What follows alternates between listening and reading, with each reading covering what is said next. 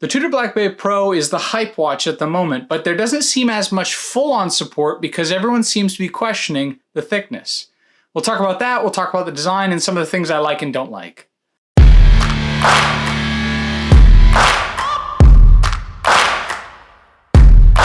Welcome to Wrist Swap. My name is Harrison. Today we're going to talk about a watch that I really wanted, and I've talked about I think twice on this channel. The first time when I went in the day that it was released asking about it, and the second one talking about the first time I tried it on when it was on a NATO strap. Well, now I've got it in. If we're going to talk about the design, the first thing that pops out right away is its retro style. It looks like the 1655 Rolex Explorer 2 from the 70s, and that goes through the numerals, down to the bezel style, down to the matte finish on the dial. It's embedded in every aspect of the overall look of the watch. Even the size of 39 millimeters is exactly what you would have found on a 1655. And I can tell you that that is by far the most appealing thing about this watch for me. It has a look that just kind of draws you in. It's not noticeable, it's not flashy, it's not avant-garde, it's not anything huge. And yet when you look at it, it's got a subtlety that I think really calls back to old watches that now is put into a little bit more of a modern package. It's got not one, not two, but three snowflake hands on the dial. So what you typically used to find was the hour and the seconds hand had the same kind of snowflake marker on them, but this has the added GMT hand, which carries the same thing over. It's got that yellow snowflake GMT hand, a yellow accent on the depth rating, which 200 meters for a travels watch is pretty nice.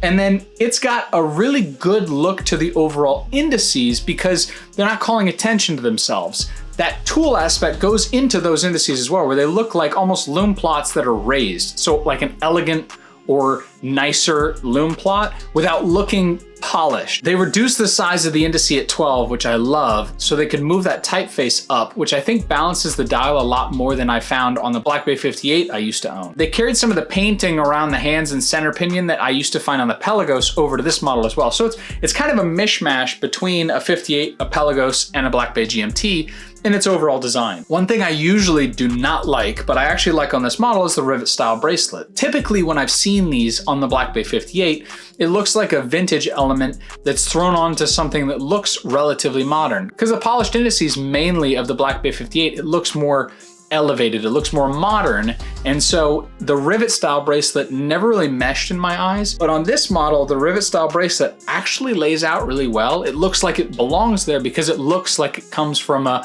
bygone era. So the movement architecture, you're going to find the MT5652 in this watch.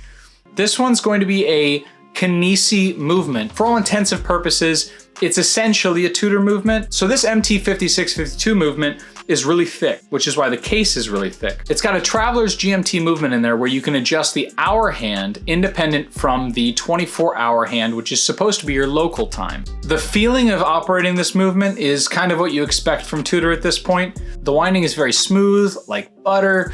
The overall movement positions as you pull it out to the first position and operate it is very positive and responsive. The crown knurling on this is really deep, and so you're not going to have the same issue that I had on the 58, which was unwinding and screwing it back in. Sometimes my fingers would slip. This carries a lot of the same look as you get out of a typical Rolex knurled crown, except on a larger profile. This crown is huge. And so you basically have a lot of ability to turn this thing. So the positives. Obviously, I'm a big fan of the design. This watch for $4,000 made me rethink whether or not I actually wanted to purchase an Explorer 2. The Explorer 2 Polar Dial was a watch that I've wanted for probably about 4 years now.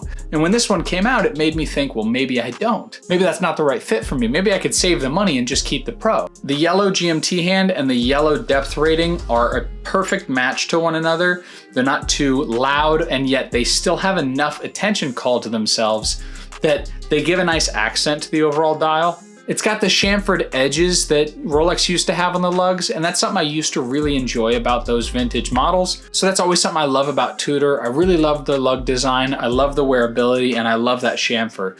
It adds just a little touch to an otherwise really sterile, tool-oriented watch. Another positive would be the bracelet.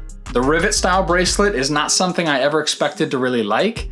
And obviously the adjustment system in this watch is incredible. I've only worn really, other than this, the Pelagos that had an adjustable bracelet system in it. And the fact that I've got 5 adjustments in here, even without that spring, it's really nice to take it off, change it, put it back on, good to go. In Indiana, the temperature and humidity can expand your wrist from the morning at 53 degrees to 80 degrees at the middle of the day. I would like the Oyster more, maybe still, but overall the rivet style doesn't throw off the design of the watch. The value for money in the current market is something you really can't argue with. Now you've got the Longines Zulu time that just came out that's also pretty comparable, and you've got true GMTs that I think are gonna be coming out soon. You've also got collar GMTs still from a brand like Tudor with their history and the overall movement architecture. It's not really at a price that you can argue in today's current market. The last positive for me is just gonna be the movement. You've got a lot of technology in that movement that a lot of people don't talk a huge amount about. They talk about that Rolex obviously probably gave some of the technology to Tudor, but some of that actual information is lost between the variable inertia balance wheel, which was a big deal when Omega added it to their Speedmaster. The actual balance bridge rather than a balance cock is something that most people like in a modern shock-related watch. It's got a silicone hairspring, which everyone seems to like these days and makes the watch very amagnetic. And that's kind of why I want to open one of these up, not probably this model, but I want to open one of these up and kind of really break down the pieces and parts of that movement to explain what about it makes it such a good value and what about it makes it different than a Sellita or ETA movement. So the negatives. The first one someone's going to notice is going to be the thickness. And that's something that actually immediately stood out to me when I put it on, was that it was a little thick. And now I had been wearing the Explorer 2 for a little while. I'm gonna throw them side by side on the screen right now. What I wanna highlight here is where that thickness is. You can see my measurement for the actual case back thickness. You can see my measurement for the case itself, for the bezel, and for the crystal on both of those watches. So you can see where that thickness goes. And I would say the difference between these two watches, most of that thickness goes into the middle of that case. And that's what most people are concerned about. But what happened is because it shrunk down to 39 millimeters, and because I can use the bracelet adjustment system to get a snug fit, it wears really, really well. What happened was I wore this for about a week and a half straight, and I got used to it. I started looking down and I thought, well, yeah, that's the thickness of a watch. It looks about right. And then I'd switch back to the Explorer 2 and I'd think, man, this thing's like a pancake. It's like a dress watch, it's so thin.